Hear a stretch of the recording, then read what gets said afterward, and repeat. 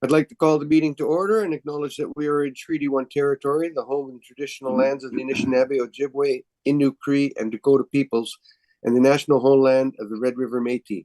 Our drinking water comes from Shoal Lake First Nations in Treaty 3 territory. I'm Marcel Lorondo. I'll be chairing. Michelle Duncan and Richard Whitbread are here with us on Zoom as panel members.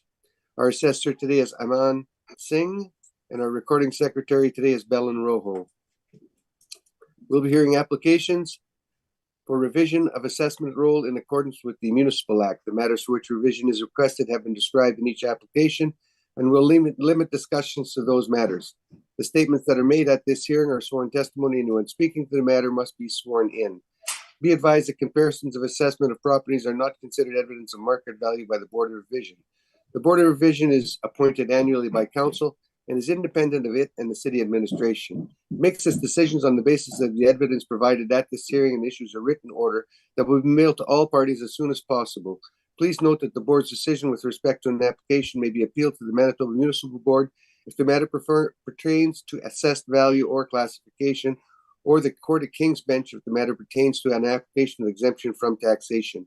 Should you wish to appeal, information on how to do so will be included with your board order. With respect to the hearing process, I will confirm the points of appeal with your property to be addressed with each applicant following the swearing in. We will then have the assessor's testimony followed by questions, and then the applicant the applicant's testimony followed by questions. Each side will have an opportunity to summarize if they wish.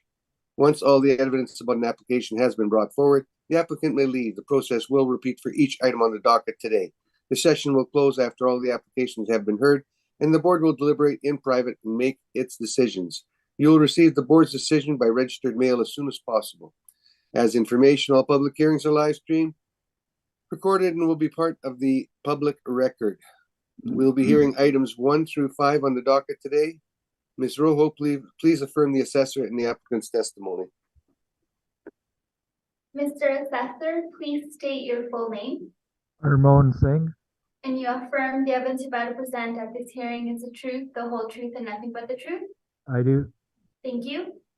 Mr. Applicant, please state your full name. Rocky Neufeld. And you affirm the evidence you're about to present at this hearing is the truth, the whole truth, and nothing but the truth? Yes, I do. Thank you. Property of before us, the first one will be 677 Portage Avenue. This is just on value. Mr. Singh, when you are ready, please read the information on. This is file number 22-3481. Roll number 1305002250, address 677 Portage Avenue. Roll year is 2023. Reference date is April 1st, 2021. Assessed value is $1,005,000 or $5,000. $1,005,000.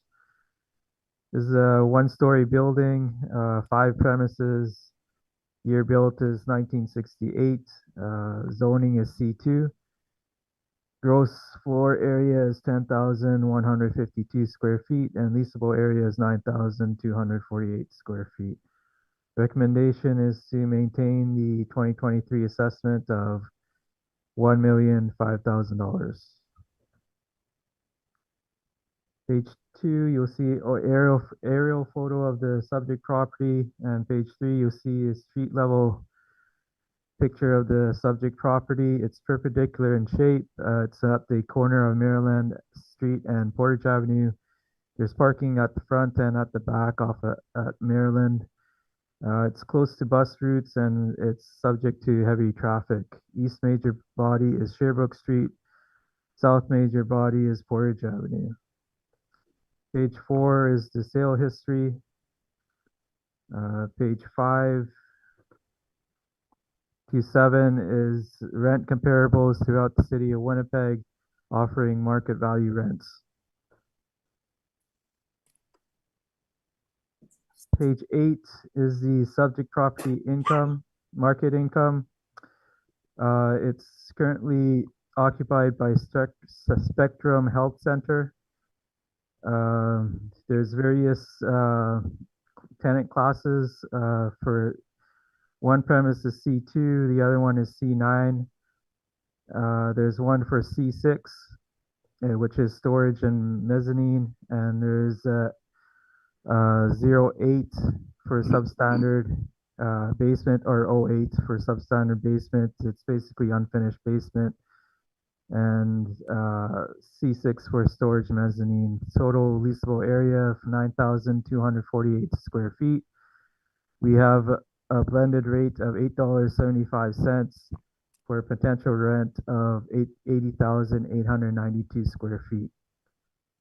We factor in the vacancy loss of 6%, expenses 3%, shortfall $8 per square foot. Net operating income comes out to $69,318. We have a 6.9% cap rate, and the estimated value comes out to $1,005,000. Page 9 is the income value summary. Page 10 is the capitalization rate of our own and other companies for the city of Winnipeg. Ours is 6.9, which falls within the 80th, which is at the 80th percentile for the city of Winnipeg. It also falls in with Cushman and Wakefield between 6.75 and 7.75%. Page 11 is the Municipal Assessment Act excerpts. Page 12, this property is owner occupied, and page 12 to 17 is the I&E submitted by the owner, and that's the presentation. Thank you. Mr. Neufeld, questions?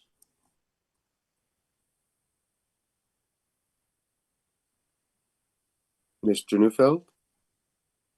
Not there. There he is. Going for coffee. Yeah, no. I had to grab my paper file. My turn for questions, I take it. Yes, it is. On your page 8, was this all done by the model? Yes, it's all model generated.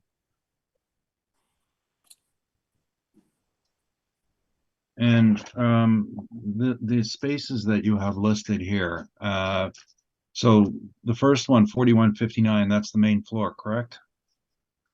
That would be, yes.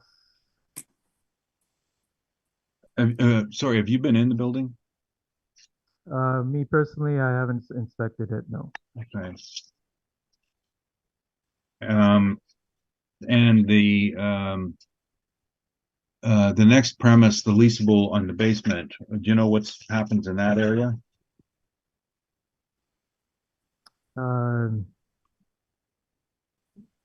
It's a basement leasable. Did something happen? Yeah, do you know what's happening in that space?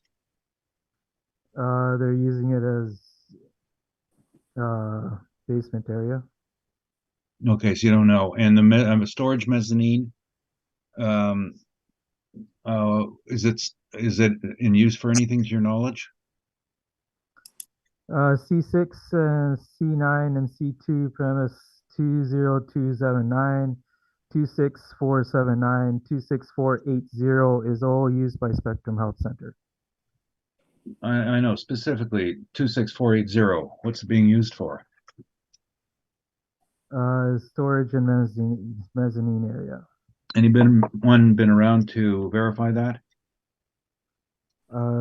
Me personally, no, but they're having field assistance over there. And the substandard basement, 32662, isn't this where the services are located, like the furnace and the water This tank? is a substandard basement. That basically means it's unfinished. Yeah, it's where the services are, correct? The HVAC equipment, mechanical equipment? That doesn't cover the entire area, no. But it is probably where it is. Well, what do you mean it doesn't cover? You got 2,000 for leasable and 2,159 for substandard. That equals the floor plan of 4,159, right? So that's the rest of the basement. You're about the substandard basement, which is unfinished. Yes. It's 2,159 square feet. is that not where the services are located? Most likely, yes. Okay. Do you tax service areas? Is that rentable? Yes, it is, because the service area does not cover 2,159 square feet, and it's unfinished basement area. And that's based on your inspection? Me personally, no, No. Okay. but we do have field assistants who have been there. Yeah, I've got all the documents in front of me. Now, do you Regarding, have the documents in front of you, the inspections? no, I don't. Okay. And the last premise ID storage mezzanine, you know anything about that space? Basically in 2012, there was a measurement of mezzanine taken, total of 930 square feet. It's been split up into 335 square feet and 595 square feet. Okay. Now it's called storage mezzanine. Is that what it's being used for? Currently it's vacant. Hey, are you familiar with the history of the property in regard to how that space over time has been dealt with? For which premise ID? All of them. I do have some history available to me. Is there any particular question you're asking? Well, that's what I'm saying. Have you looked at the history? Some bits and pieces of it. You're aware that, for the last, I don't know, 15, 16 years, that there's either been a recommendation or a change made to reflect the actual used space? Has there been a change made? Sorry, I can't hear. What was the question again? You aware that for the past 15 years that it's been changed to reflect the actual usage? I am not aware of anything like that, no. Are there any tenants in the building? Sorry, are there tenants other than the owner in the building? Just Spectrum Health Center, which is the owner. And what is the business tax assessment on Spectrum Health? The roll is 19748. Do you know what the business tax is using for space? I don't have that information.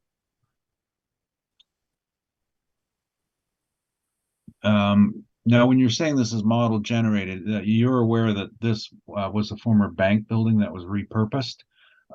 Where does that fit on your cap rate chart, page 10?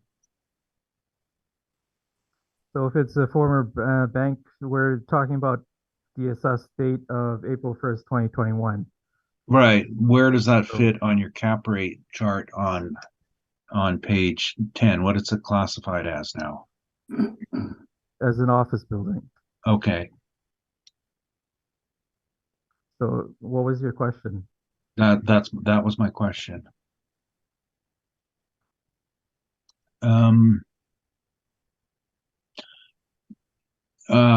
Does your model account for the lack of parking?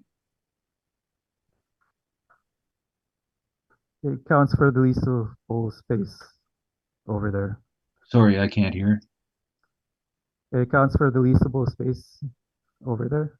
Yeah, but it's in the suburbs. And from your picture, let me just see. Maybe you don't have a picture. On your page 2, there's like 4 or 5 parking stalls at the back. Isn't that a fair bit under what was required for under the planning bylaw? What was your question? Parking.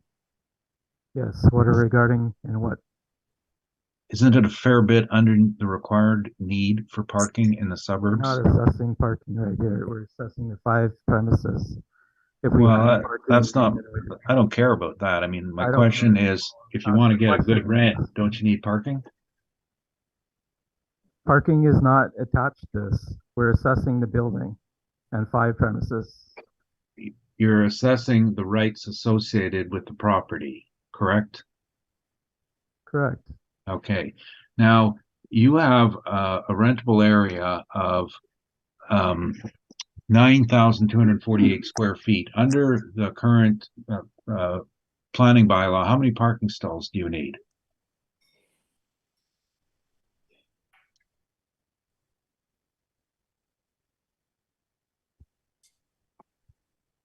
I'm sure you'll have that information on your presentation. Well, so my question is, I don't want to be leading here, but I'm looking at a 1 stall per 750 square feet, which in my mind is the need for 13 parking stalls. Are there 13 parking stalls?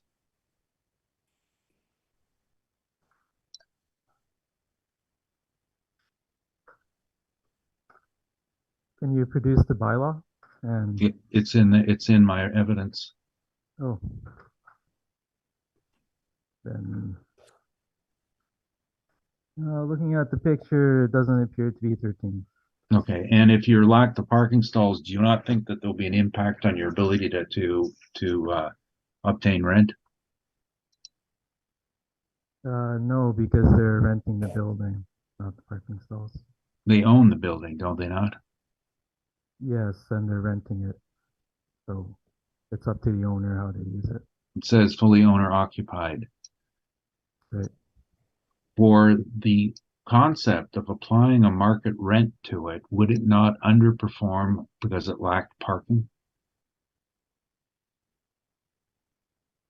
We assessed the building as is, and this is the market value that we came up with. Okay, and the model doesn't account for a parking shortage? You don't have an adjustment for that? I'm pretty sure the model does. Okay, that's news to me. Those are my questions.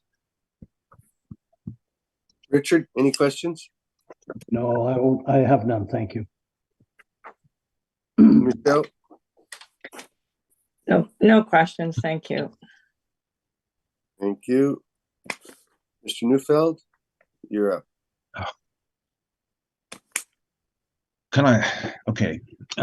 So the building is a former bank, I believe it was a Royal Bank. It was decommissioned and sold for the chiropractic clinic. They've been using it since they purchased it. Interesting reuse of a bank vault is the X-ray room. It's about the best bank vault usage I've ever seen. As an owner-occupied space, they don't use all of it. The space that we've quoted, 4,159 is on the main floor. There's a mezzanine on the of 335 square feet that was formerly rented. They had a financial planner in there for a few years, and that didn't work out, and they really didn't want a tenant walking through their space because it's not demisable. So they've taken it over for themselves. And the basement is 4,159 square feet. And we measured out with an assessor the size that they use. It's an exercise room for people to stretch out and play with the rubber ball and on the mats. That was measured. The rest of the space is for services. The agreement, sometimes the assessor lived with it. Sometimes we had to take it to the board, but they have always changed it to the square footage that we have said. And I hate doing this. But Bellen, I'm sure, likes it. I'm just sending in the business tax record. This is what was agreed to, and it has always been in place, and that's exactly as we have stated, which is the square footage. The rest is not usable and not rentable, of course, because you can't rent mechanical rooms. People apparently in our business don't like to rent mechanical rooms. When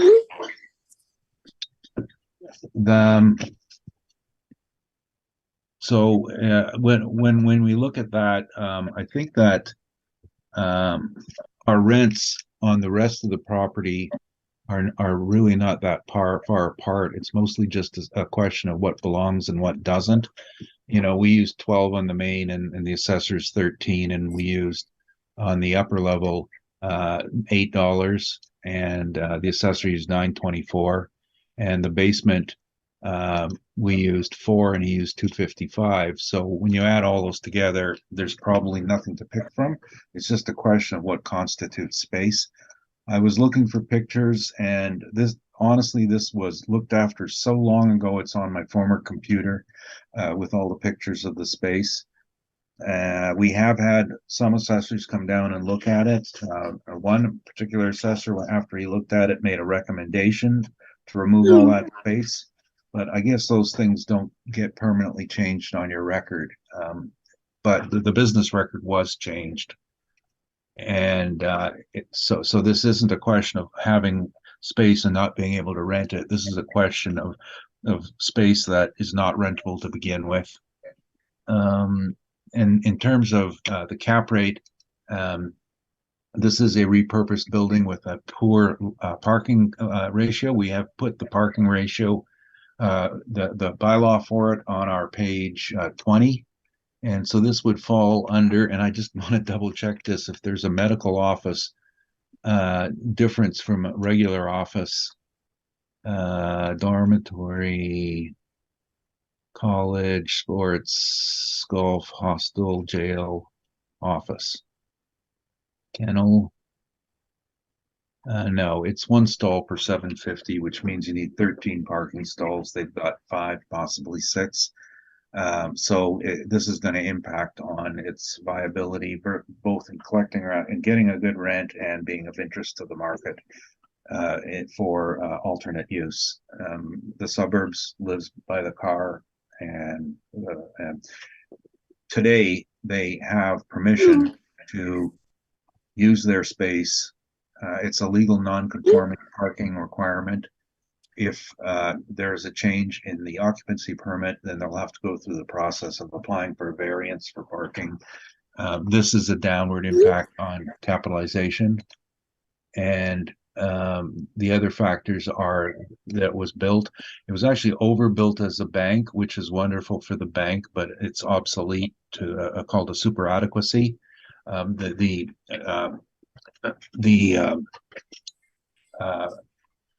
Heating costs and air conditioning costs are incredible because it was over designed to deal with poor thermal qualities of the walls.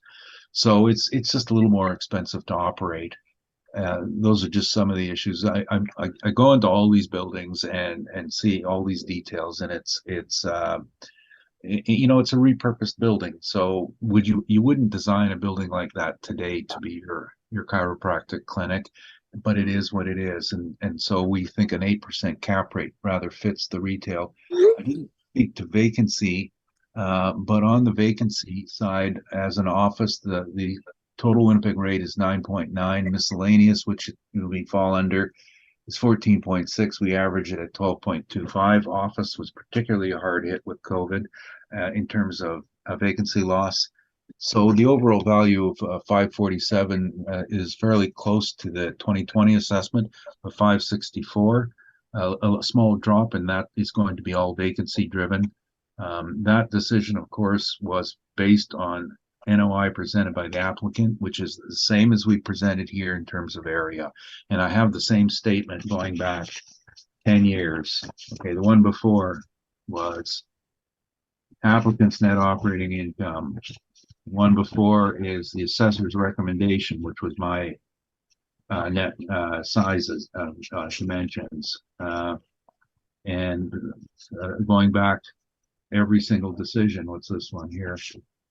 It's really going back in time, based on actual rent. Okay, whatever, that was my rent. So it's just been a nuisance, really, that the main big issue here is you don't take a building and say it's 8,000 square feet and without looking at it. The past assessors have looked at it, but they haven't. The decision has never carried forward, nor have they changed their records. But I've sent in the rebuttal Business has, though. Business assessment. Thank you. That's my presentation. Mr. Singh, questions? No, I don't. No questions. Caught me off guard. Richard, any questions? No, I'm fine, thank you. Michelle, any questions? No questions, thank you. Anything in summation, Mr. Singh? No, I'm good. You're good? Rocky, anything in summation? No, I think I said it all. Thank you. Guys, you always do. Number 2, we're going to move to 1919 Portage Avenue. Mr. Singh, when you are ready. This is file number 2230-3052. Roll number 070405370000. Address 1919 Portage Avenue. Roll year 2023. Reference date April 1st, 2021. Assessed value is $672,000. It's a two-story building, 3 premises. Actual year built 1951, effective year built 1990. Zoning is C2.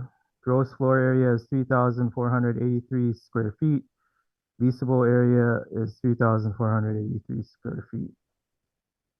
Recommendation is to maintain the 2023 assessment value of $672,000. Page 2, you can see the aerial photo and the street level photos of the subject property. It's rectangular in shape, close to the bus route and heavy traffic, corner of Amherst Street and Portage Avenue. Primary access is off of Elmhurst Street. East major body is Century Street.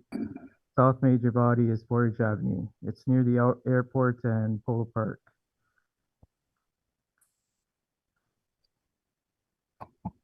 Page 4 to 6, you'll see the rent comparables of various office properties throughout the city with an average of $15.85, median $15, min $10, maximum $22.50.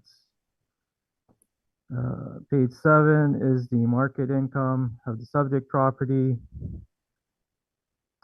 The owner occupied. McLenham and Associates CPAs occupy the subject property.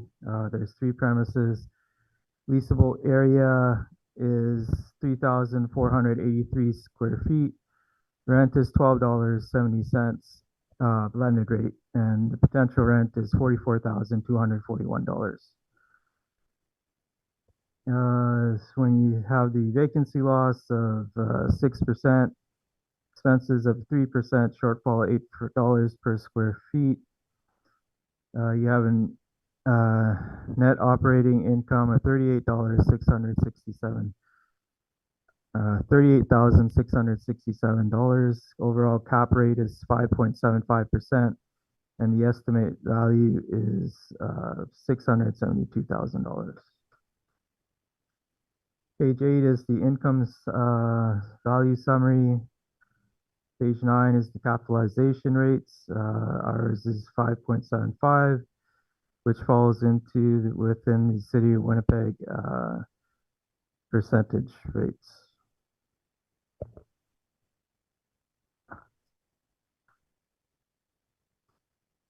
Page 10 is the Municipal Assessment Act excerpts, and page 11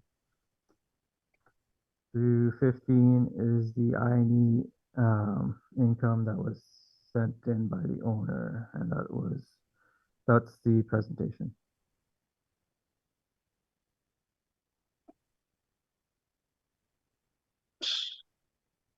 Mr. Neufeld, questions? Yeah. Sorry. Yeah, I'm on. Okay. Page 7. Was this all done by the model? Yes. And you've got a basement listed here again. Do you know whether or not it's rentable? It's a substandard basement, 08, 1,023 square feet, and it's used for storage. Storage. Is it separately demised? Pardon? Is it separately demised? Uh, Like, does it have its own exit and entry to the outside? it has a stairway to the outside, To where? to an exit door. To the first floor, you said? Exit door. I can't hear. Sorry. Exit door, he said. Okay, can it be rented separately that you don't have to walk through the building to get at it? Do you know this? It's a substandard basement, so it's unfinished use for storage, and we have it for 1,023 square feet. So can it be leased? We have it for $4.32. Can it be leased legally? If we have it on here, yes. Well, did you check and see if it meets building code? I have pictures of it. Okay, and what page are they on? If the panel wants to see them, I can send it to them. So you haven't presented this in your evidence then? No, so brief history of the subject property, I guess you're asking for. 2018 was inspected by assessor, pictures have been taken, basement is unfinished and used for storage. 2022, field inspector went to the site for the new business, moved in and operates on the first, second floors, and the basement is used for storage. So I asked you again if it can legally be used. Are you familiar with the standards for basement usage, both under property and planning and under rules that the realtors follow? It's used for storage and we have pictures of it. Well, that's not what I'm asking. Is it fit for human use? There are chairs there.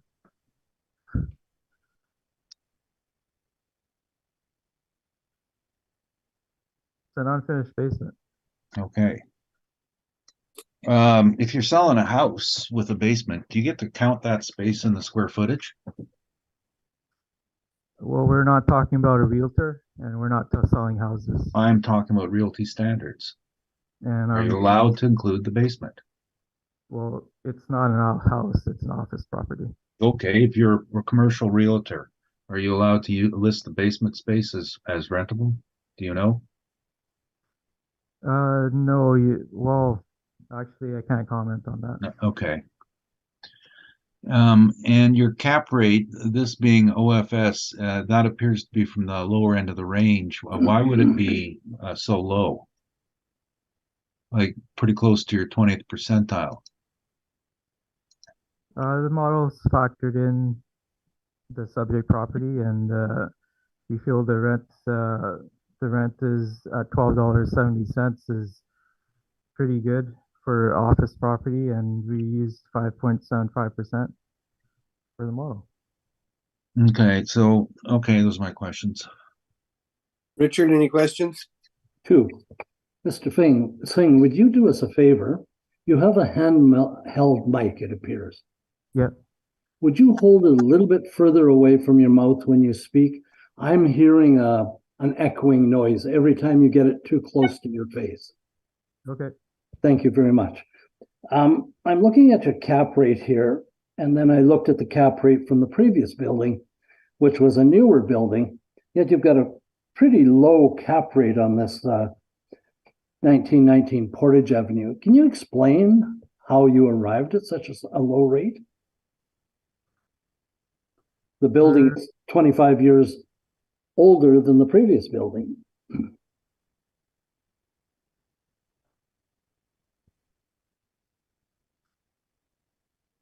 Well, the effective year is 1990.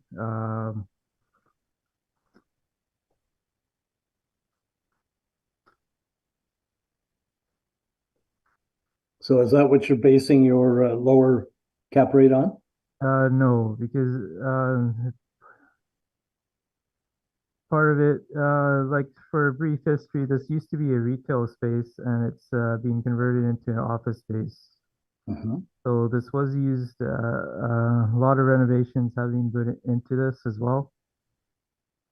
And the model does factor in the location and the age and the square footage. And we also have the substandard basement, so that's also factored into it as well. So it takes me to my next point. Do you know how they moved it from 1951 to 1990? What renovations were done? So for those renovations, there's been construction of exterior stairway, removing interior stairways, configuring space, relocating doors, adding kitchen, bathroom, bedroom, electrical and plumbing has been done. And it's just bringing the property up to date. But you haven't presented that as evidence to us. No, I haven't gone through the permits. Yeah, there are no permits in your brief. No, I haven't presented it as evidence, no. Okay, I have no further questions. Thank you. Michelle, any questions? Yeah, just are you aware if there's any existing lease with the current tenant, or is that something I'm better to ask the applicant? All we know is the new tenants moved in into the property and they're using the space. When would that have been? I believe I'm not too sure, but I think it was 2022. Okay, no further questions. Thank you. When you look at their balance sheet, what was the rent they were taking in?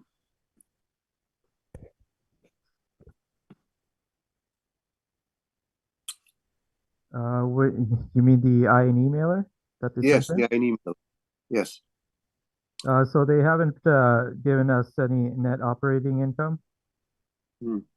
And it's a book rent. It's fully owner occupied. Oh, it's owner occupied, so there is no rent on it then. Yeah. Okay. Yeah, I don't remember you saying it was owner occupied before. Okay, I got no further questions. Mr. Neufeld, your presentation, please.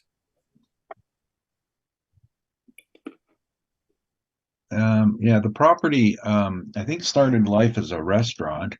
I was just looking it up. There was one called Raging Brit was in there. That's as far back as I can see. Then it was purchased for a realtor's office, and there was living quarters on the second floor. Since the last purchase, it's used by an accountant. So these have all been owner occupants for the longest time, and the new owner is using the upper level for business for a meeting room. And it happens to be my accountant.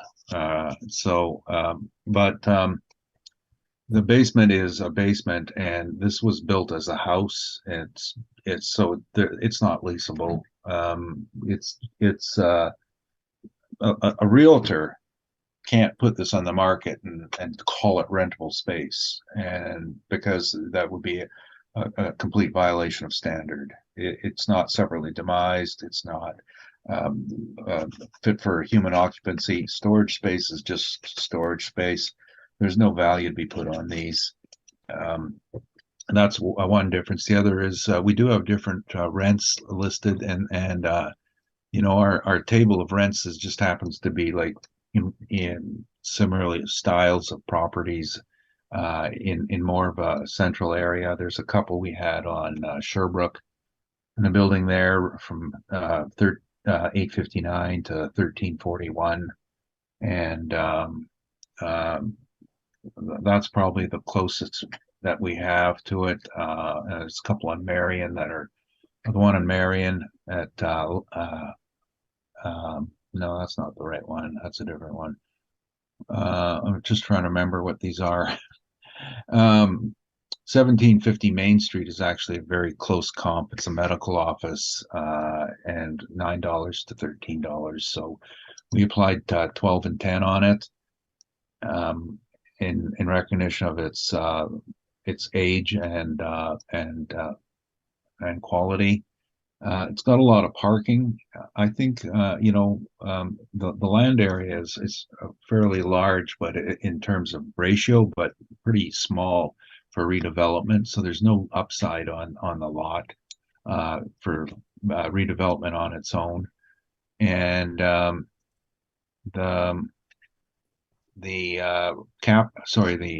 vacancy we used is a blend of overall Winnipeg office with a suburban office at 7, and this falls into a better category. So this would actually, we think, drive a better vacancy rate than some of the other properties we've heard today, because people were moving to the suburbs during COVID, and they were much more competitive.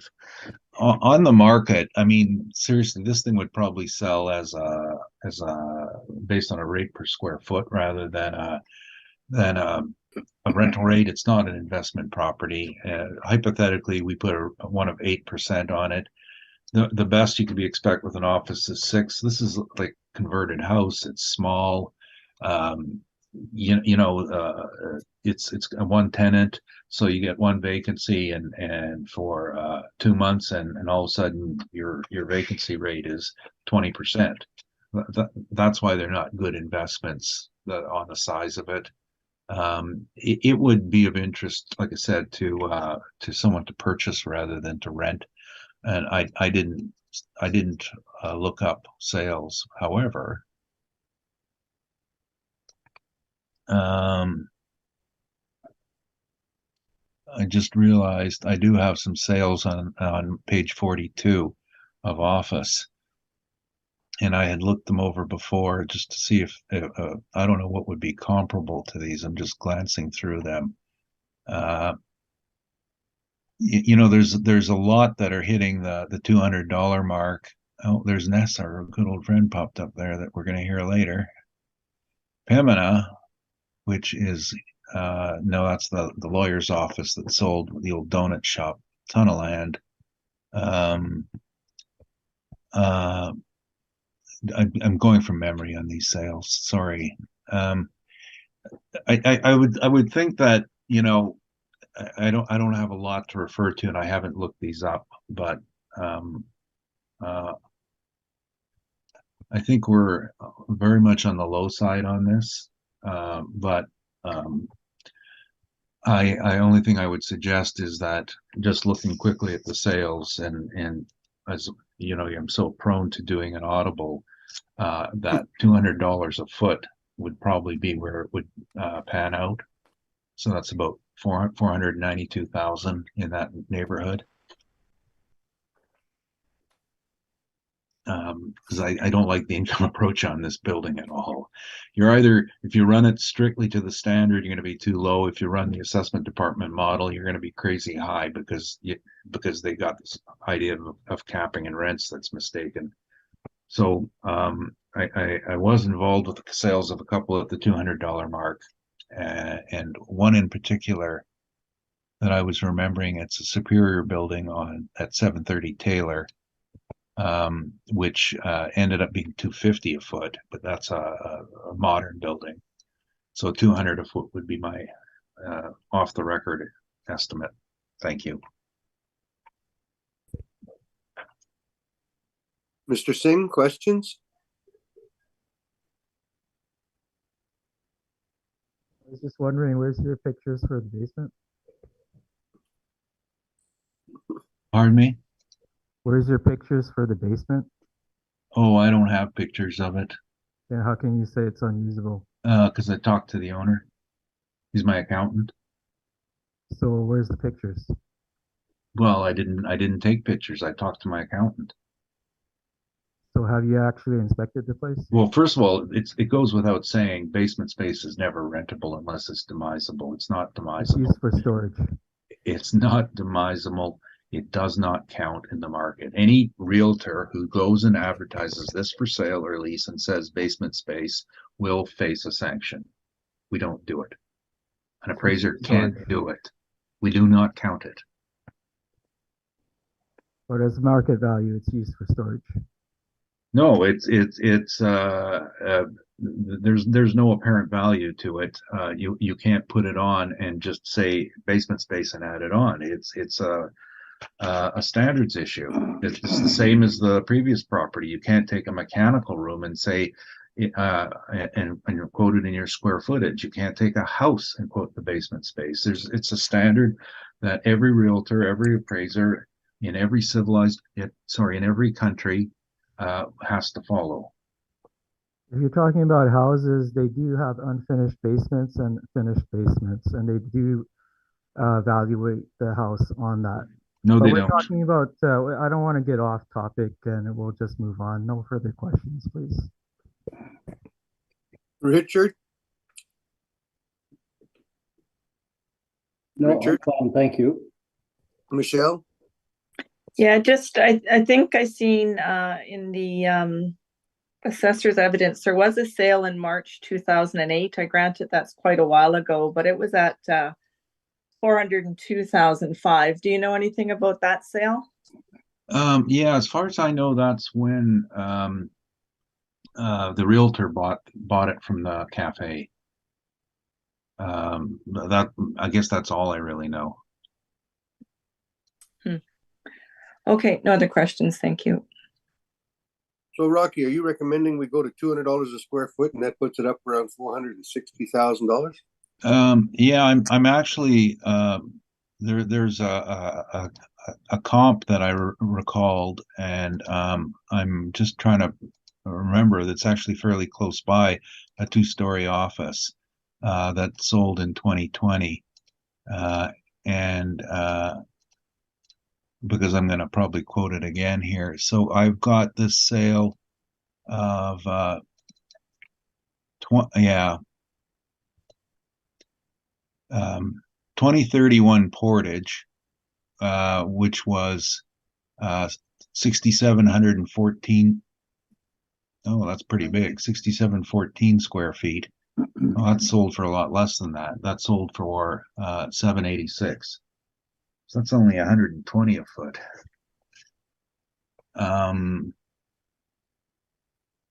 But my I can't really say that that's my number, because that would mean I did an appraisal on it, and I don't have anything to refer to. But I think that the income value that we put on it is too low, and I did put in evidence of one sale, a better building at 250, so 200 seems would be where this one would end up, in that neighborhood. Yeah. Thank you. I've got no further questions. Anything in summation, Mr. Singh? No, I'm good.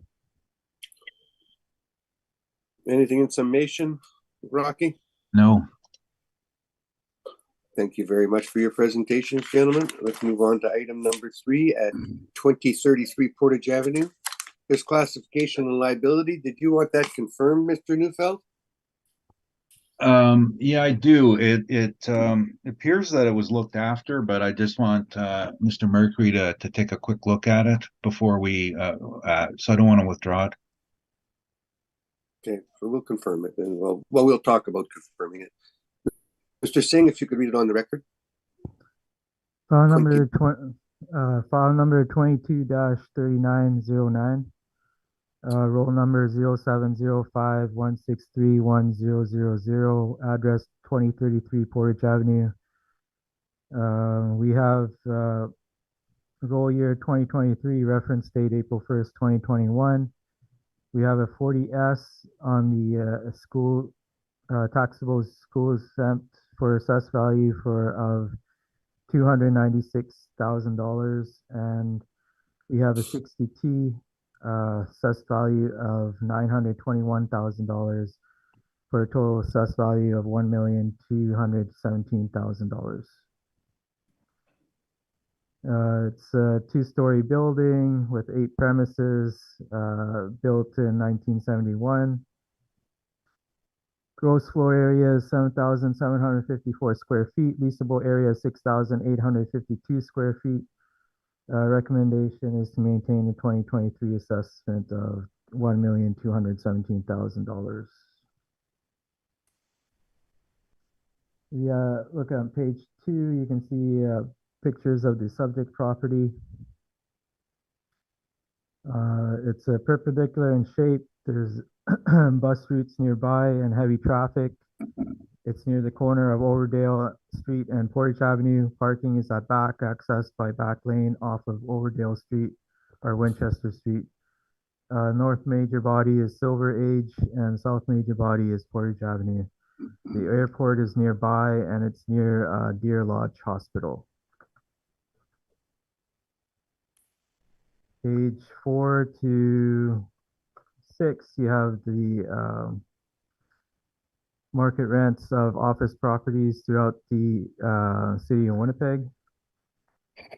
The average of $15.85, median $15, min $10, max $22.50. Page 7 is the subject property market income. We have various tenants in these locations. All of them are C2 standard finish. Total leasable area is 5,252 square feet. Blended rate of $12.73 for a potential rent of $66,875. You have a vacancy loss of 6%, expenses 3%, and cap rate of 6.35%, and shortfall of $8 per square feet, for an estimated value of $921,000.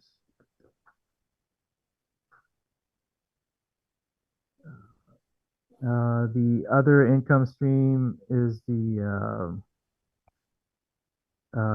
occupied by Manitoba College of Social Workers. It's C2 standard finish. Leasable area is 1,600 square feet.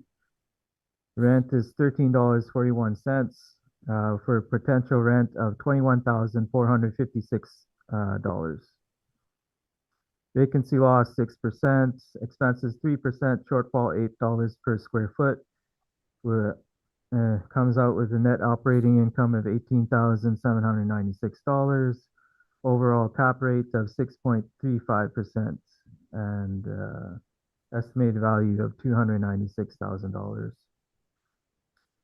Page 9, you can see the stream 1, which is 60T for $921,000, and stream 2, which is 40S at $296,000 for estimated market value of $1,217,000.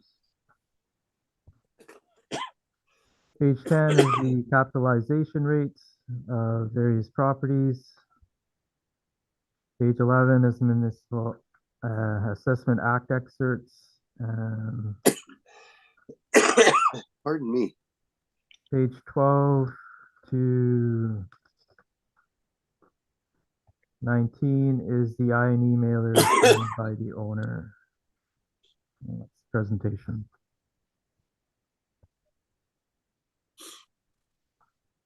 Questions, Mr. Neufeld? Was this done by the model? Yes. And you got rents, I guess, ranging from $11 to $13.80, correct?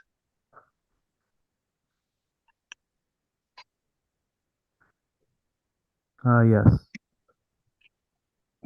Why would the largest area be at 1335 when you have two small areas, one at 1318 and one at 1327? 1320, I should say. Shouldn't this be the opposite? Again, They're all standard finish. This is generated by the model, and blended rate is $12.73, which is actually pretty fair compared to the market rents. So you're not following an economy of scale here then. That's what I guess I was asking.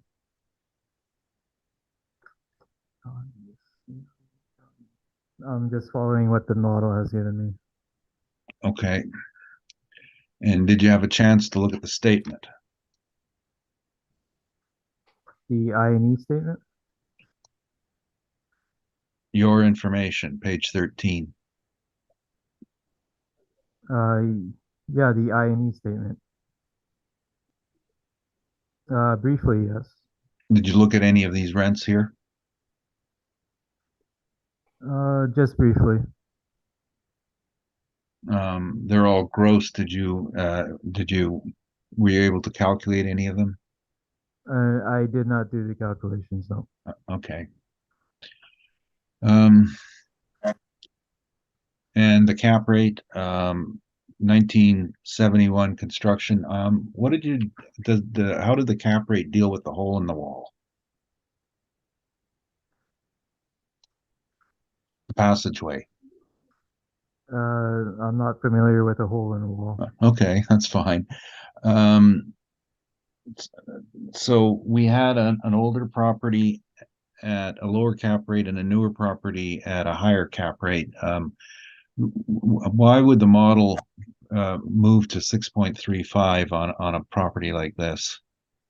What properties are you talking about? Do you have any market evidence of cap rates? What properties are you talking about? Oh, just the ones we've heard before today. You're not allowed to bring up previous evidence, I believe. Well, the board member asked you and you responded. What are you coming on me for? I'm not coming at you. The board member should have known better. Okay.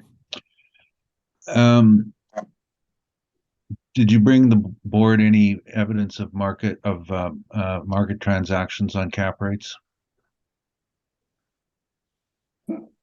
So this cap rate was model generated.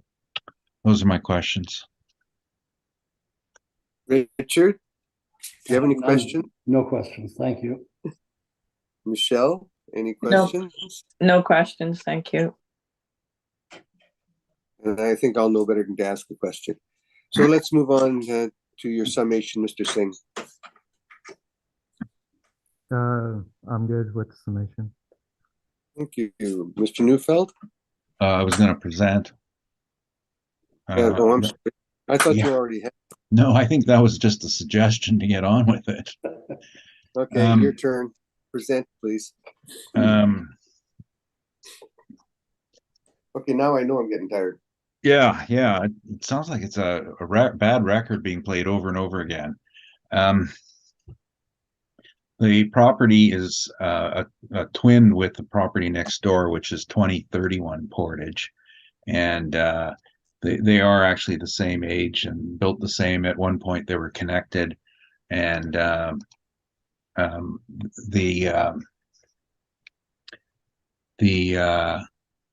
lot of similarities in terms of size. The evidence that we provided was I think a bit on the faulty side, because many of the rents in it are owners' rents, and the E.C. Barthel is an owner, and so is Jenkins. So they should have ignored those and looked at the other rents. So I just did a quick calculation, and it appears to me that the people who are actually paying rent on there are paying more money than them. About $10 for the first and $9 for the second, and I've adjusted my rents as a result. And as a result, my potential income is $64,968. That's 10 on the main and 9 on the second. Lost my place,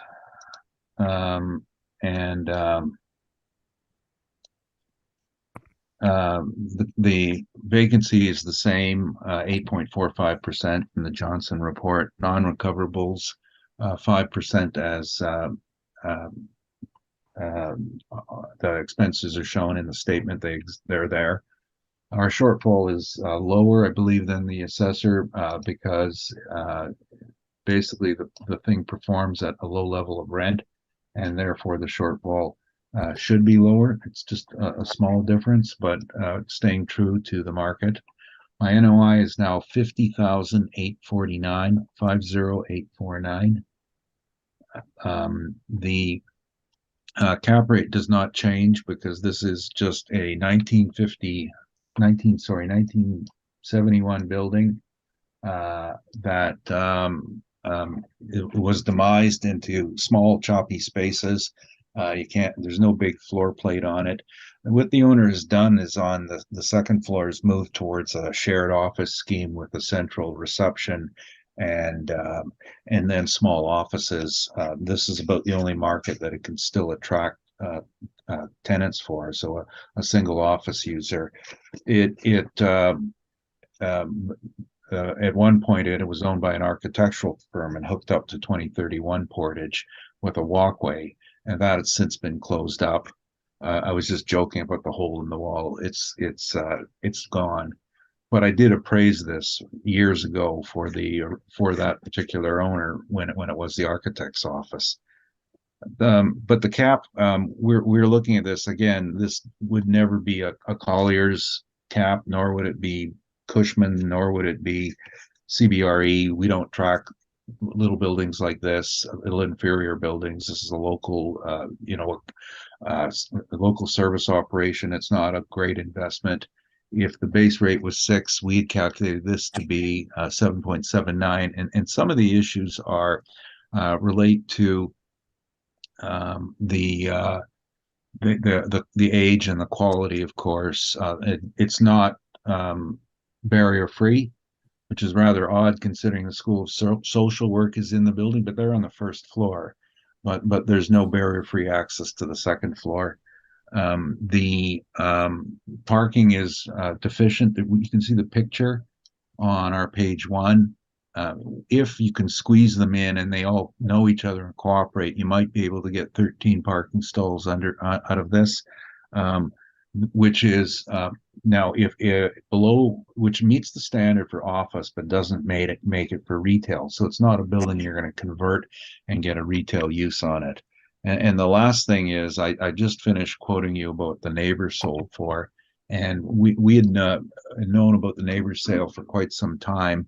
The closing date was listed in titles as June of 21, but because of our association, we knew that it closed prior to April 1st with the agents.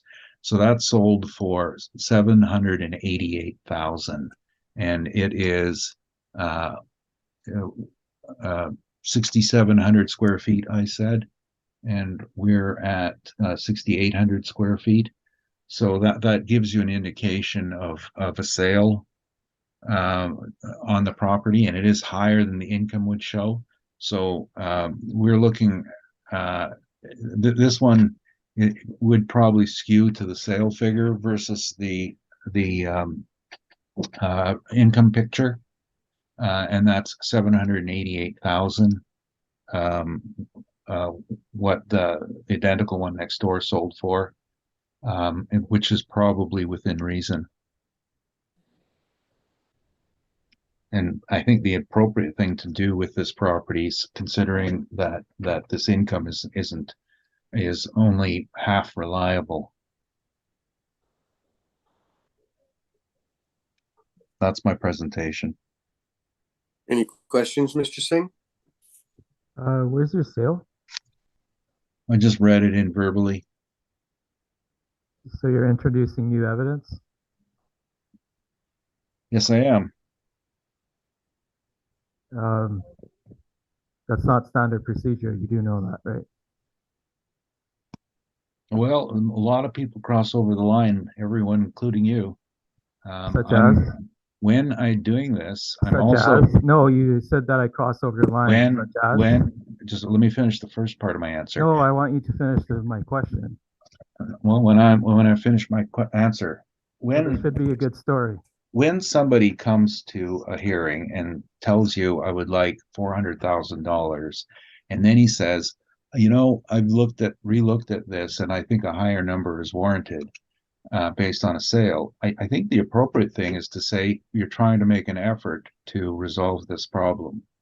And in cases like this, that sort of verbal evidence is supportive of finding a solution, not firming up a bad opinion.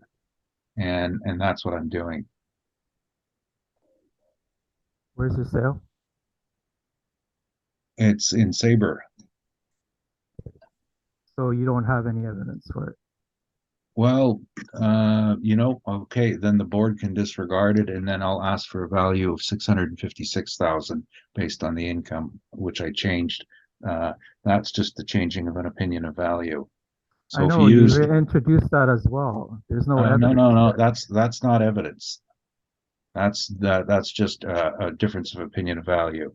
And we just went through this in the previous hearing, and we've had legal advice. You change an opinion of value, that's not new evidence. You're taking the evidence that's been placed in front of you and approaching it differently. And I must say at a higher value. So I'll take that all back then. So $10 on the first, 9 on the second, potential income 64,968. NOI 50,849, capped at 7.75% is 656,000. And so where's the hole in the wall? It's between the two buildings. Do you have any pictures? Yeah, I do somewhere. I have to remember where I put them. Yes, I know where they are. Do you want to? If the board wants to see the pictures, glad to It's provide page them. 12, right? Pardon me? Is it page 12? Oh, let's see if we made it. Well, page 7 is where the hole was. Page page 12 was, you can see the discoloration where the passageway went through. No further questions. Oh, yeah, sorry about that. Page 13. I did put the sale in. We did put the sale in. I guess it's not new evidence.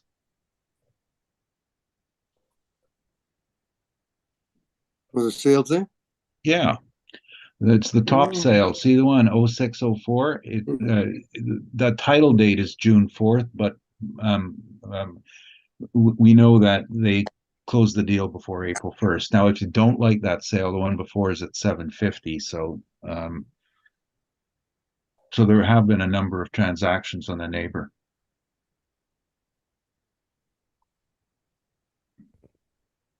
Mr. Singh, questions still? No questions. Richard, do you have any questions? No, so you are, oh, sorry. So you are confirming 656, Mr. Neufeld.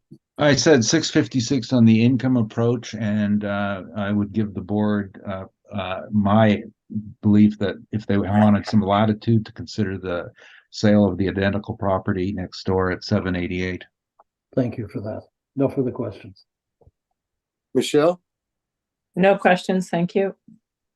I've got none. Mr. Singh, do you have anything that you'd like to summarize? No, I'm good. Okay, thank you. Mr. Neufeld? I wish Mr. Singh would know my frame of mind right now after this very long day, and perhaps things we could get along a bit better. Sure, you'll get along just fine. Let's move on.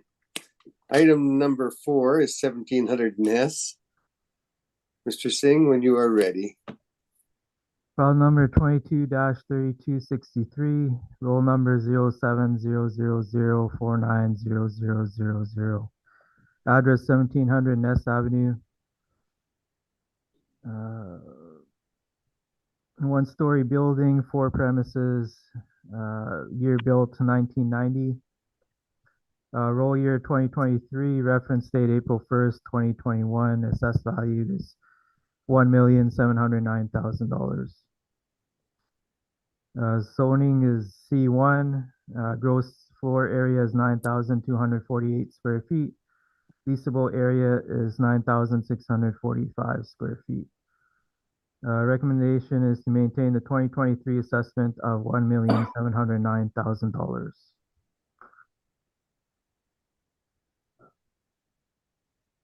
Page 2, you can see the subject property aerial photos and street level photo. It's a perpendicular in shape, corner of Ness Avenue and Queen Street. Access is off of Queen Street. There's near bus routes and heavy traffic. East major body, Century Street. South major body is Portage Avenue. It's in the vicinity of the airport near Polo Park. Page 3, you can see the subject sale history in July 6, 2015. It was sold for $1,200,000. July 10th, 2020, it was sold for $1,365,000. So you can see the appreciation in value. These were verified sales and arm's length open market transactions. Page 4 to 6 is the rentable comparables of office properties throughout the city of Winnipeg. With the average of $15.85, median $15, min $10, max $22.50. Page 7 is the subject property market income. There's 3 tenants in there. The first premise is a C9 basement leasable. There's a C2 on the main floor, and there's 2 other C9s, which are basement leasable. The last premise, 5901, is vacant. We have leasable area of 9,645 square feet. A blended rate of $12.77 with the potential rent of $123,165. Vacancy loss is 6%, expenses 3%, shortfall $8 per square foot. Net operating income $107,672 with a cap rate of 6.3%, which is all model generated. You get an estimated value of $1,709,000.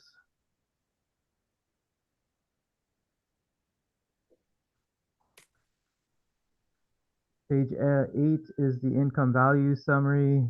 Page 9 is the capitalization rates, and we have 6.3%, which falls into City of Winnipeg and Colliers.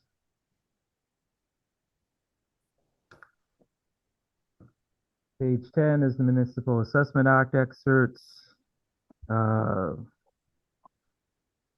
Page B to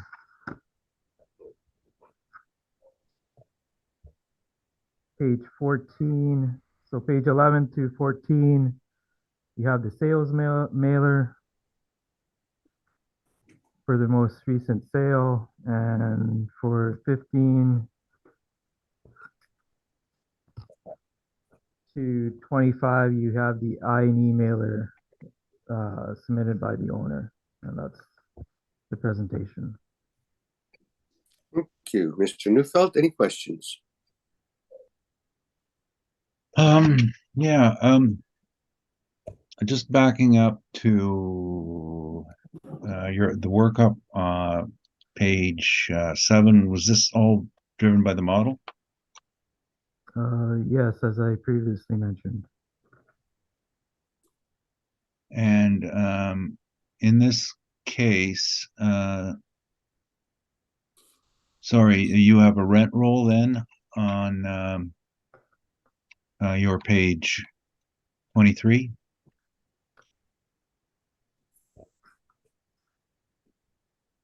I'm just trying to see if these numbers seem to correspond to the rented space. And I was just reading that I'm trying to identify the particular areas. they've got 78, 73, and you've got 96, 45. Any idea why it's so much different?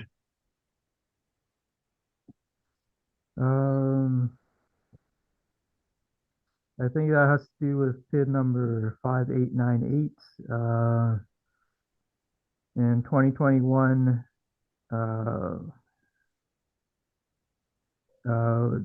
the area was increased from 1,812 square feet to 4,068 square feet due to the 2020 mailer, and confirmation was over the phone.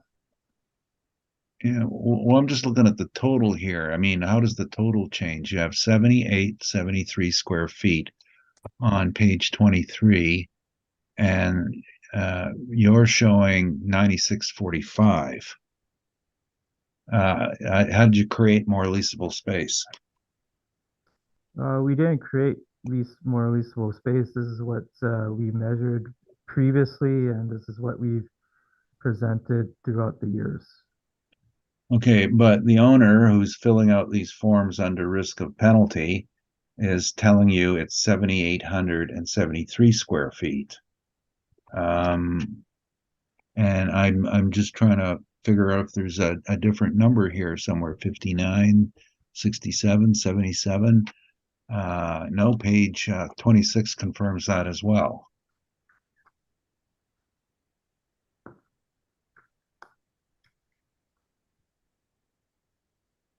Right, so I can only comment on what we have on our database. We have 9,645 square feet. The owner knows this as well, and if he had any problems with it, he would usually phone the city of Winnipeg. We would send people to measure the space and act accordingly. Well, couldn't he just appeal and then have someone change it at the Board of Revision? He could do that too, but it's just more simpler to just phone us so we can measure it. But he did, he sent in his form and nothing was done. Now, do you know and I'm just trying to go back at your statement here. What is the plan area then is 4624?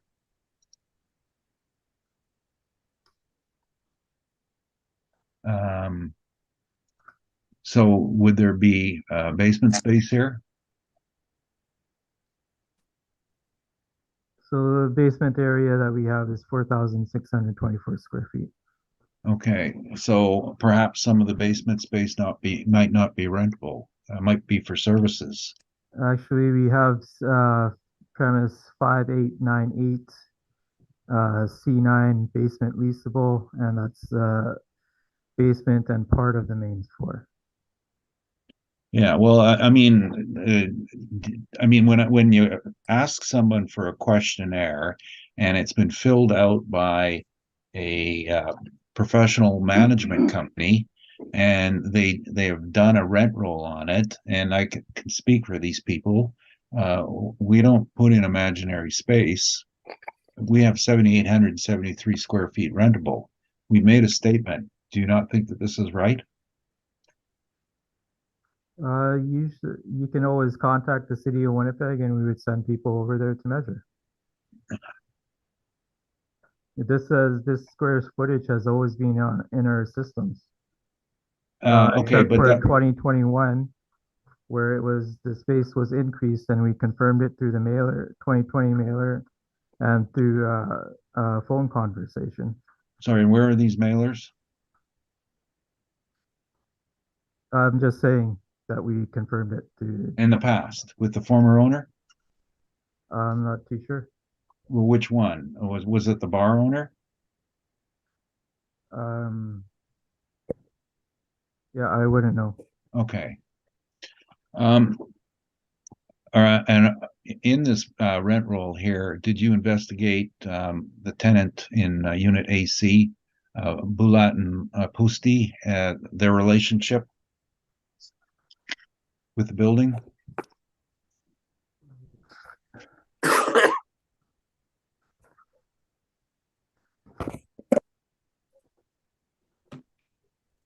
So I didn't investigate any relationships or anything. I do know that in premise 5898 is Boulette and Pusti. Premise 5899 is Bayshore Home Health, and 5900 is Oki Learning Inc. No, okay, now, on the question of Poulat and Post-it, you're aware that your sale, page 3, the one from September 10th, 2014, was a sale between a parent and a child who were both partners in that organization, splitting up their share? Are you talking about 2014? Yes, I am. Were you aware of that? I mentioned the two sales that have been verified and are arm's length open market transactions. Well, what you said was that they verified a progression in value. So I'm asking you Yes. if you were aware, sale number. I didn't mention all three sales. I mentioned the two that Okay. that showed the And then the second one in July 6, 2015, you were aware that a tenant, a client of Boulat and Posty bought it with a lease back from Boulat and Posty? I am not aware of that. I do know that it's been verified and it's arm's length open market transaction. Well, I know I entered into evidence at the municipal board. So did you not read that evidence? I can submit You it can again. present the evidence right now. I can submit it again. So we have, so you're not aware that two of these sales were non-market transactions then? I am aware that two of these sales are verified and arm's length open market Okay. transactions. Now, what was the income that they're showing on the properties seems to be a fair bit different than what you have. It looks to me that they're saying revenue, well, on their page 21 is about 45,000, but they appear to be missing one of the rents for unit E. In the, oh no, they don't. I see it's there, but it's gross. Or has this been clipped off?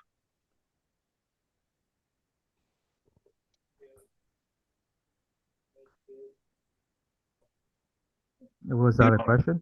Yeah, no, I'm just wondering. They're providing about 5,000 in income, and the model has them at 123,000. Is it because of the wrong area as well as the model? It's been model generated and it's also represents market value in the city of Winnipeg. Okay. Those are my questions. Richard, any questions? No, I have none, thanks. Michelle? No questions, thank you. Marcel? None. Rocky, on with your presentation. Okay.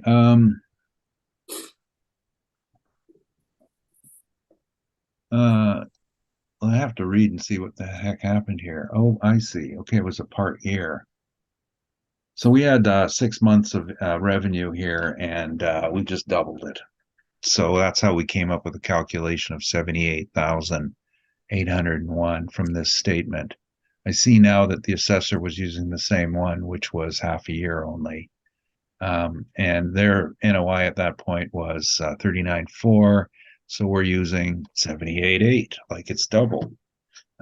This was prepared by Colliers, so I think it's pretty reliable. It is a startup for us. And I'm looking at the numbers, they seem to be in order.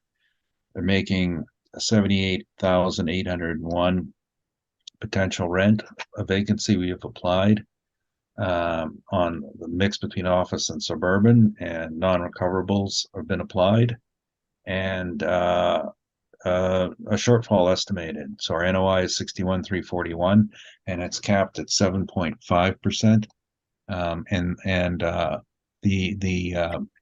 We had looked at a number of factors, a little bit low on the parking size for stalls, And that's more to do with alternate use. As an office, they've got adequate, so they are legal and conforming. It's just for conversion would be a slight limitation, and so a very small deduction there. Basement is bad. No one likes to live in the basement. And in this case, these are suite units that are basement units because they have a tenant in them and they're managed and they fall under the rules of being demisable and conforming to standards for basement space. But still, basement rents, you can see in this place aren't not generating huge numbers. And I don't know if we didn't put our basement rent list in. It was in the previous one. But we are using the actuals. It comes out for us to 818,000. And it is some difference from the sale. I do know from having looked into the first two sales the assessor presented that they are non-arm's length transactions. And I do know that the main tenant was the former owner and did have a leaseback arrangement in there. And I don't know if they are currently part of this operation or not. That's as much as I know.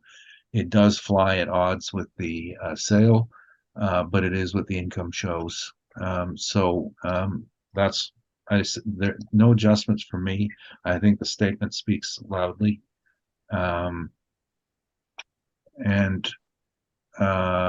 Okay, so 3796 in the basement, 4077 in the main. That's what Colliers has tracked and measured.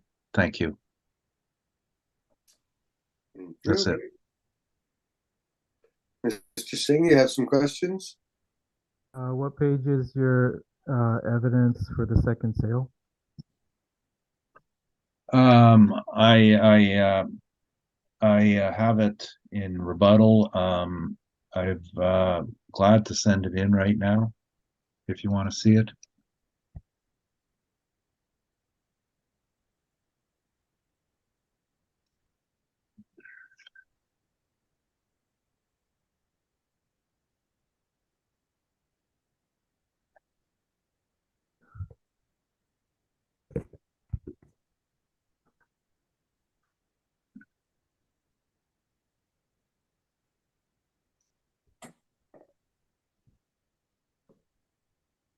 If it's going to take a long time, then you can forget about it.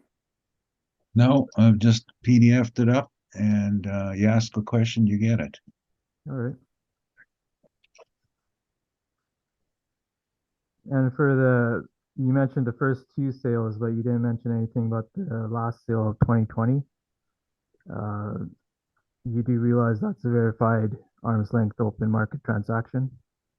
Well, what I said is this is the first time I've looked at the sale, and I know that the last one was you'll see in the write-up involved the former owner. So I haven't done any investigation as to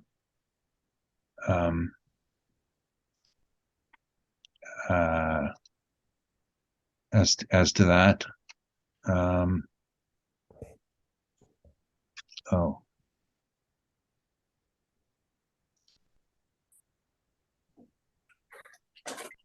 Oh, I lost it. I lost where I hid this thing.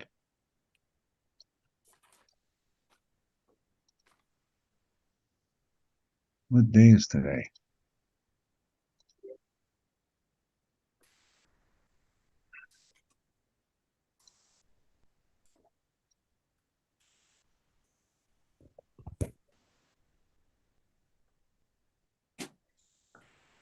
Oh, that's what I did wrong.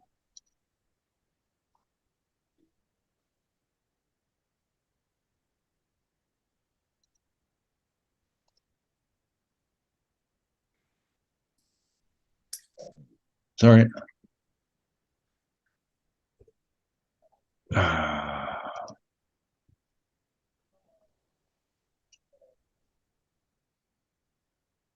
I sent that as you requested.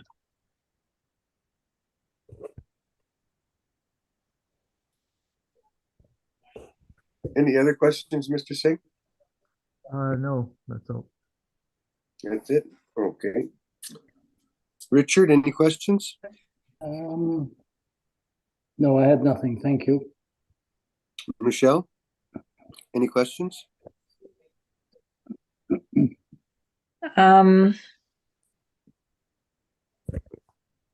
Like the basement is obviously being used for something, or a portion of it is. What would that be used for? Well, my understanding is, and I can check with the property manager, is that they've managed to make 3,700 square feet of rental units in there, and then the rest is used for services. Okay. And these are legal spaces because they're actually leasable. This isn't like a house before. Yeah. Mr. Chair, I just had a question for the assessor on the land and plan areas. Am I okay to ask that? We could try. Well, the land area is quoted as 9,975 square feet, but it talks about leasable area being 945 square feet. The gross floor area being 9,248. Am I missing? And there's like a land to plan of 2.16. So the building itself, would it be safe to say it's 4,624 square feet times, if you're including the basement, times 2? Mr. Singh?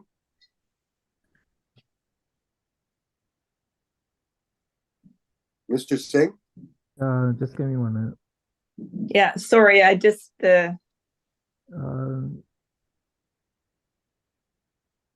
Yes, that would be correct if you times that by 2. so the building itself is 4,624 square feet, and then plus the basement makes it 92. Okay, that's it for questions. Thank you.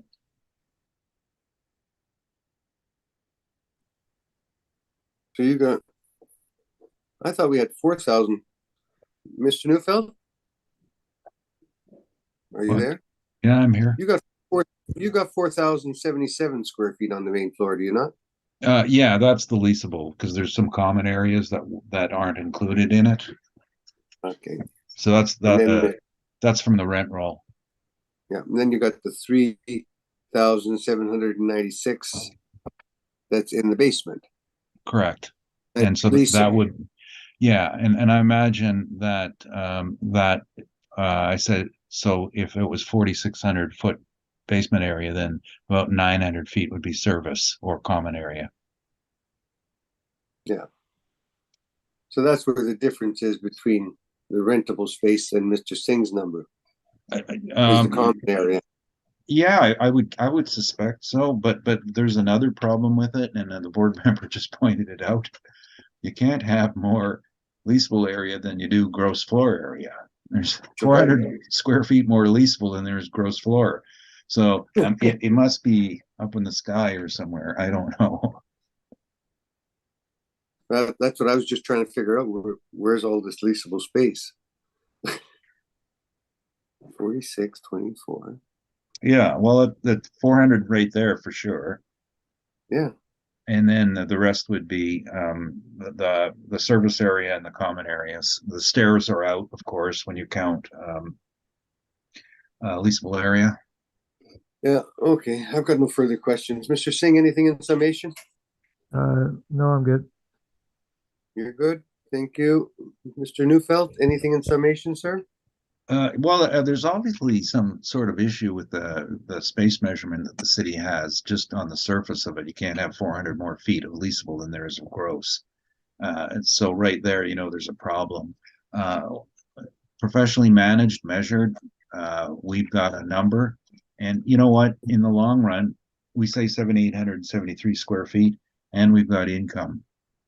The city's number is wrong, and they do a model. So, the income doesn't lie. You could change the square footage all you want, but you're not going to make more money on it than it's actually earning, which is roughly 78.80 a year. Thank you. Thank you. Okay, that'll conclude that matter. We'll move on to item number 5. 275 Notre Dame. And again, Mr. Neufeld, on this one, there is liability and classification. Well, we were, yeah, and this was recently changed, and so I've got to double check with Mr. Mercury. I think it's the right thing now, Yeah. but You're just asking for confirmation. yeah, just confirm those and you know, we go to the assessor and ask for stuff and we don't find out about it for a while. Okay. So we'll do that on that one, but just let me pull up my file.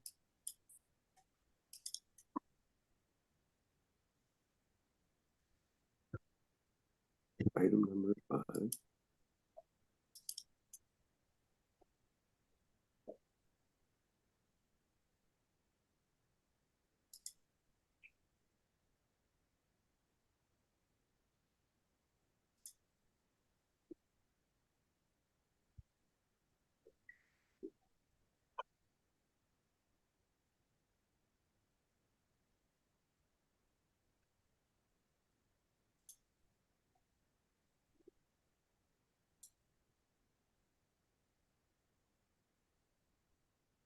Why am I'm missing something here? I'm just a little slow.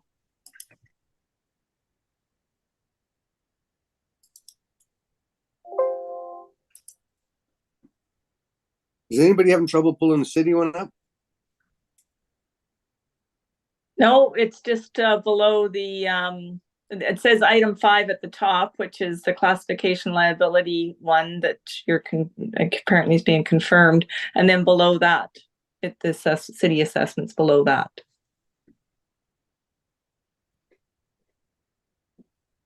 Yeah, there's only 2 of them.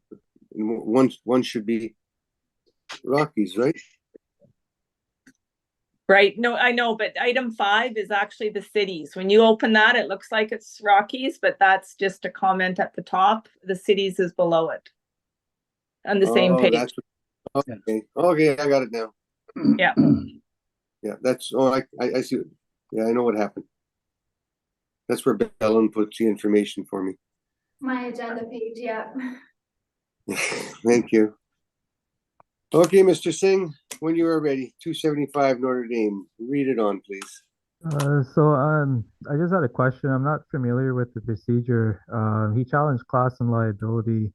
Am I just supposed to go through it and I still get drilled on questions, or is he? Yeah, you're still going to get drilled on questions, but you're not going to get drilled on class and liability because he's already confirmed that the city's already changed it. Okay. Right, and I'm supposed to go first on that. Sorry, I have to break for 30 seconds. You're going to go first on that? I thought you weren't. No, I need to go somewhere for 30 seconds. Okay, go. Oh, that's what you meant. You got to go.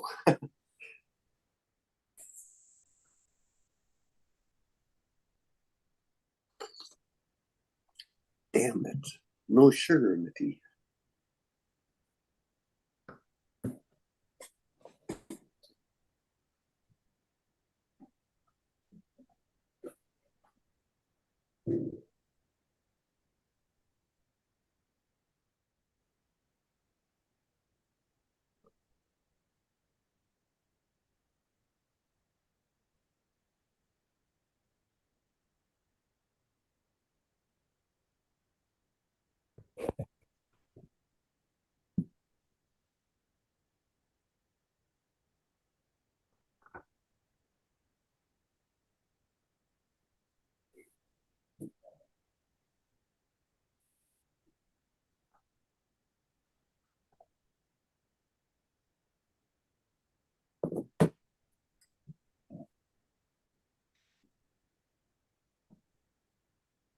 Bellen, Yep. maybe we should take 5 minutes, eh? Okay. Thank you. We'll call the meeting back to order.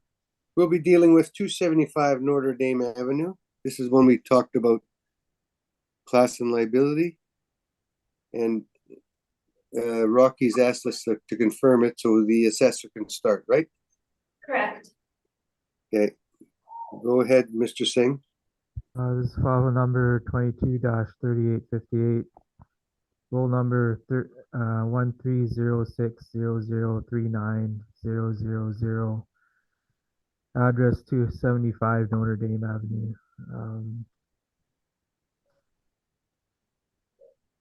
It's year built is 1981. Zoning is C character. Gross floor area is 4,320 square feet. Leasable area is 4,321 square feet. And outdoor parking is 22 stalls. Recommendation is to maintain the 2023 assessed value of $1,267,000. Page 2 is the photos of the subject property. The shape is square. It's corner of Notre Dame Avenue and King Street. Bus routes and heavy traffic access to parking lot is through Notre Dame Avenue and through King Street, making it accessible from 2 streets. South major body is Notre Dame. Landlord Avenue, west major body is the west of Princess Street. It is downtown near Main Street, and it's in the Exchange District, close by the Sports Hospitality and Entertainment District known as the Shed. It's an improved downtown parcel, which includes parking, which makes it an asset to any owner or investor. Also makes it more attractive leasing opportunity. Page 4 to 6 is rent comparables of various office properties throughout the city of Winnipeg. With an average of $15.85, median $15, min $10, max $22.50. Page 7 is subject property market income. I believe for the parking and the OFS, it's all 40S. For the parking lot, we have 22 stalls. We have it at $80 per stall, and annual net rent of $21,120 with an overall cap rate of 5.15% for capitalized for estimated value $410,000. For the $80, we got one of our assessors talked with someone at the Smith Agency, and they said they were charging $80 per stall. On the bottom of page 7, you can see comparable properties with the stabilized net operating income. The mean is $96.38.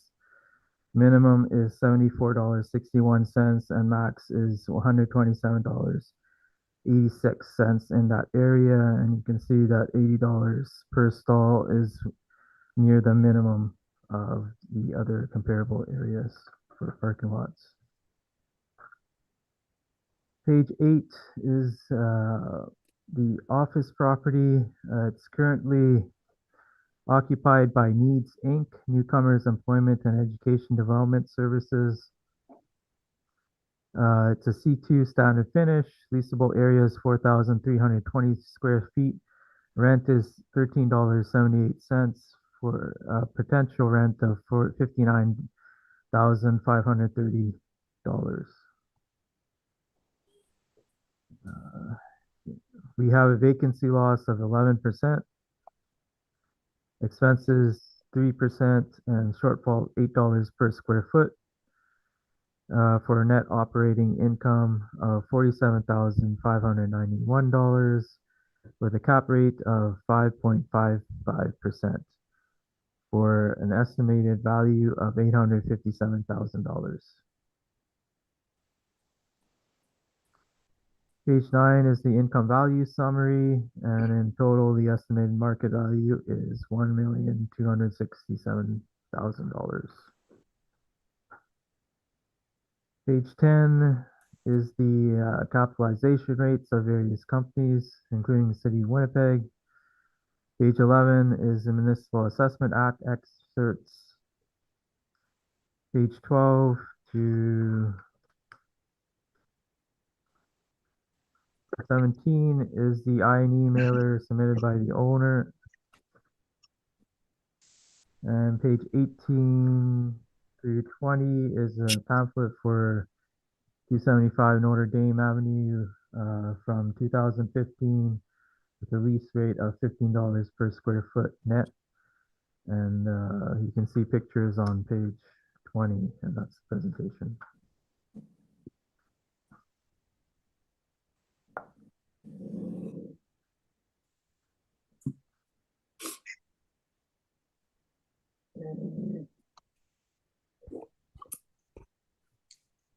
Questions?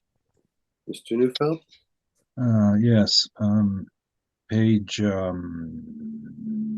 7,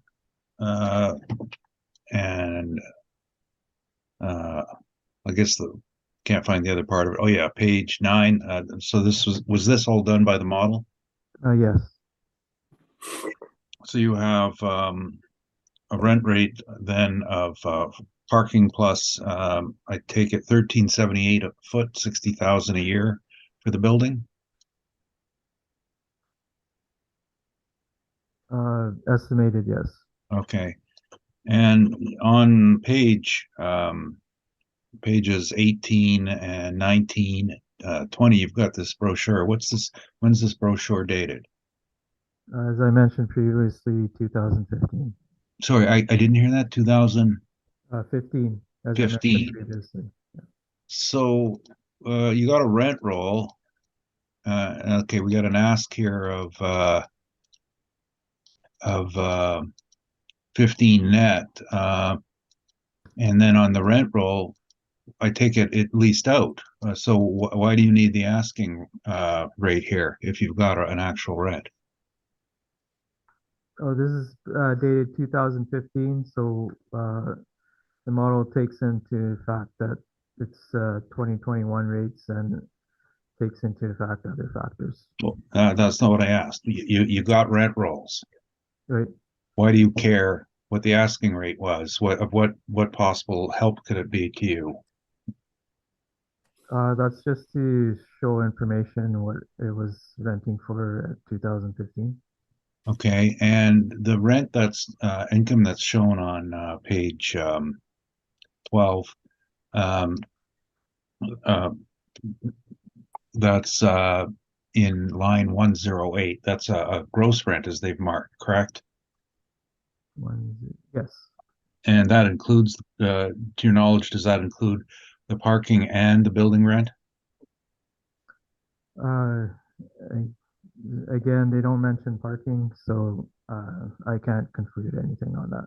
Well, on page 14, they provide monthly rent for the building, which is half the year was at 5,000 a month, and the other half of the year was at 6,300 a month, which ranges from 60,000 to 75,000, and they're declaring 82,000. So it's fair to say that they've put the parking income included in the 82,000.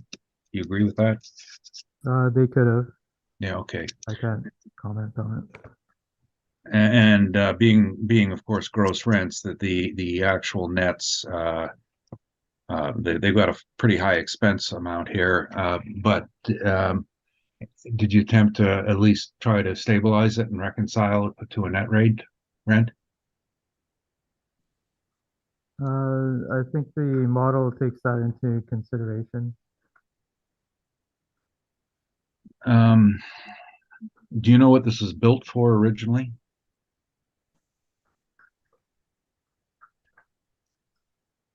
No, I do not. Okay.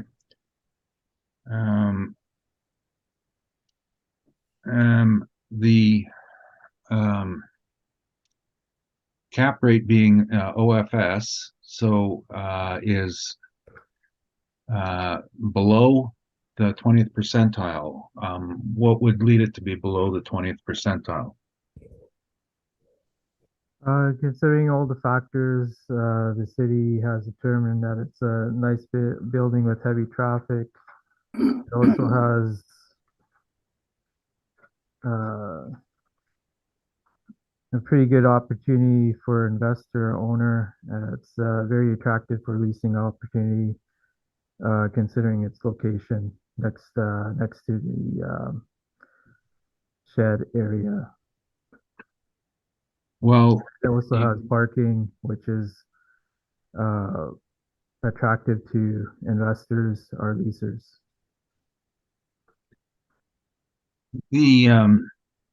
the asking of $15, the actual was a fair bit below that. Do you think that that would be attractive to investor to undershoot his predicted rent by 30%?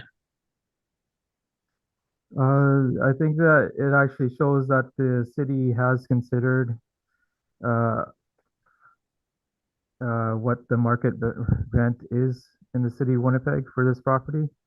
And it's actually, we have given it around $13.78. So the city has factored in all those factors. Those are my questions. Thank you. Richard? Yes, I'm looking at page 1 where you talk about a land to plan ratio of 4.56. And then I look at the photo on page 2, the aerial view, and question whether there was any consideration given to a land adjustment based on that ratio over 4.0.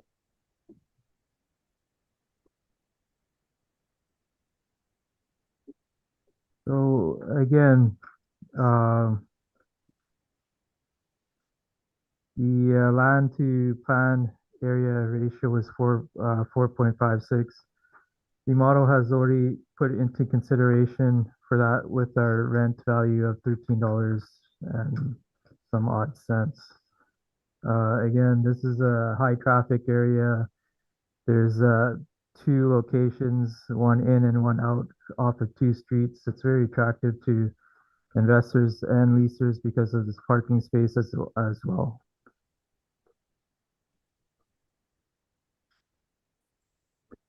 So if I understand you, you're saying the rental rate covers off that land to plan ratio then. And it's not requiring an adjustment for land value. Is that correct? It's not only the rental rate, but we've also considered the vacancy loss as well at 11%. Those 2 factors do factor into our model interpretation.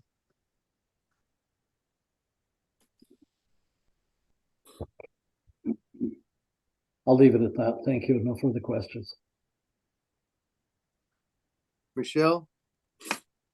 No questions, thank you. Did you say that you spoke to Smith agencies about the parking rate and why? I mentioned that in 2020, an assessor talked with the Smith agency regarding the parking rate because it's not. We needed to find out what they were charging per stall. So in 2020, they contacted Smith Agency. Was Smith Agency representing them at the time? I believe so, yes. Okay. So who's taking care of the parking in there?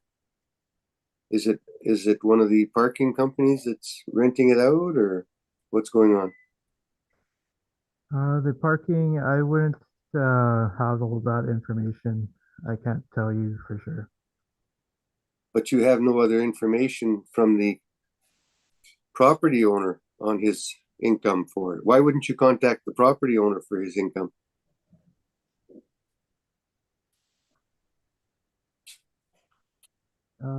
Because at that time, I believe Smith Agency was taking care of the parking, and that's why we got the rate of $80 per stall.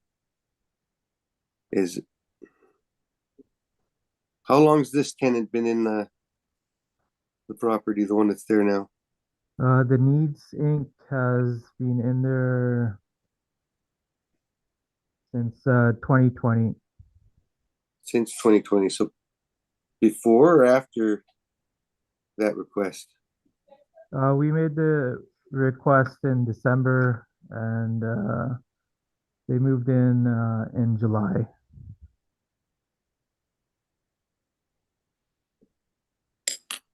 So that's the tenant, and the owners of the property have not changed in how long?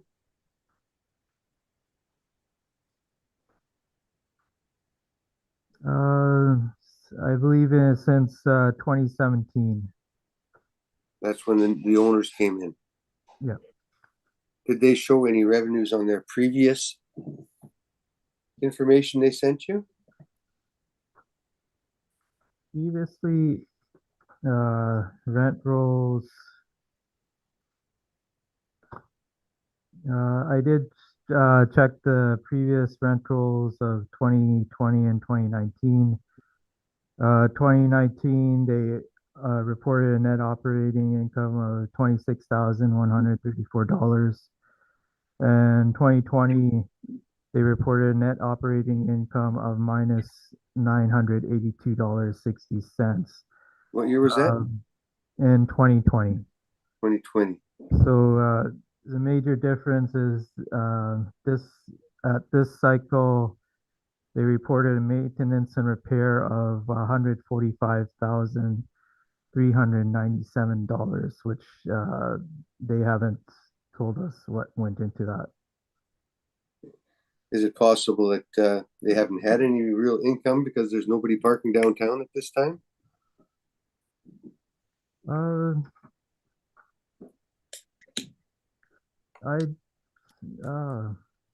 Again, the major difference is at this role is that they have a maintenance repair of $145,397, which is not explained on their income and expense mailer. And I can't comment on whether people are parking downtown. No, I'm not. I'm staying home.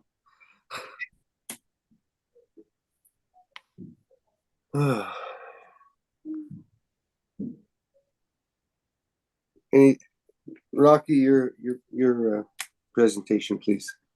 Thank you. So the property,